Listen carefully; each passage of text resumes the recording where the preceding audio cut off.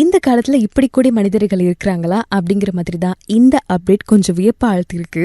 உத்தரப்பிரதேசத்துல இஸ்லாமியர் ஒருவர் தன்னுடைய பெயரை மாற்றி கோயில் பூசாரியாக கடந்த 2 ஆண்டுகளா பணியாற்றி வந்திருக்காரு. இவரை இப்போ போலி ஆவணங்கள் தயாரித்தல் உள்ளிட்ட பிரிவுகளின் கீழ் போலீசார் கைது பண்ணிருக்காங்க.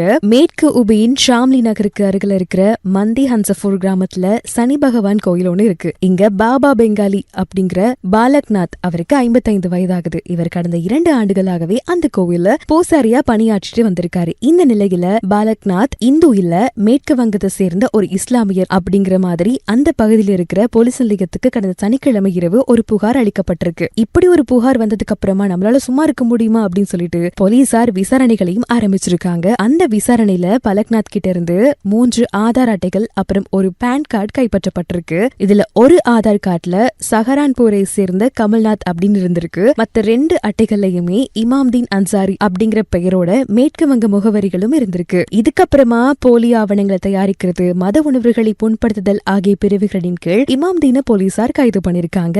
கைரான நீதிமன்றம் அவரை 14 நாள் நீதிமன்ற காவலை வைக்கிறதுக்காகவும் உத்தரவிட்டிருக்கு. இப்போ இந்த வழக்கு விசாரணை தீவிரமா நடந்துட்டு இருக்குது. இந்த குற்றங்கள்ல இருந்து வெளிப்படும் உண்மைகளை அடிப்படையா வச்சுதான் இவருக்கு தக்க நடவடிக்கை கிடைக்குங்கிறதையும் சொல்லியிருக்காங்க போலீசார். இது மட்டும் இல்லங்க, இதுக்கு முன்னாடி கூட மீராட் கோயில் ஒன்றுல இந்த மாதிரியே அடையாளத்தை மாற்றி பூசாரியா இருந்த ஒரு இஸ்லாமியரும் போலீசாரால கைது பண்ணப்பட்டிருக்காரு. இந்த மாதிரி பஞ்சங்களுக்கு கடுமையான தண்டனை கொடுக்கணும்ன்றதையும் இப்போ சொல்லியிருக்காங்க.